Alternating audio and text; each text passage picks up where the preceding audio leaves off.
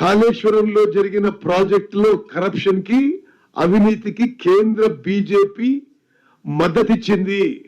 కళ్ళు మూసుకొని మీరు దోచుకోండి, మా వాటా మాకు ఇవ్వండి అనే విధంగా ముందుకు పోయినరు.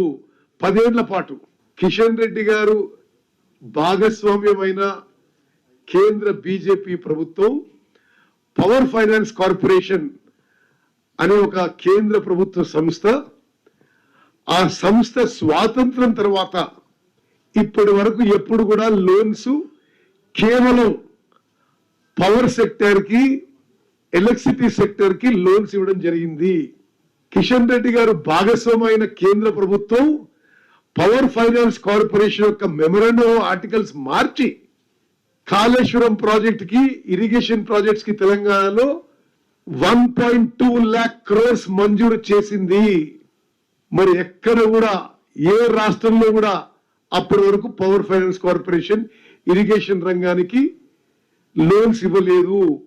కేంద్ర ప్రభుత్వ సంస్థ అయిన పవర్ ఫైనాన్స్ కార్పొరేషన్ వాళ్ళ సొంత నిబంధనలు, వాళ్ళ సొంత మెమరాండం ఆర్టికల్స్ మార్చుకొని మీరు తెలంగాణలో దేశంలో ఎక్కడ లేని విధంగా మీ నిబంధనలు, మీ రూల్స్, మీ ఇంటర్నల్ మెమరాండం మార్చుకొని కాళేశ్వరంకి, తెలంగాణలో ఇరిగేషన్ ప్రాజెక్ట్స్ కి 1,20,000 కోట్లు, 1,27,000 కోట్లు మంజూరు చేసిండ్రు.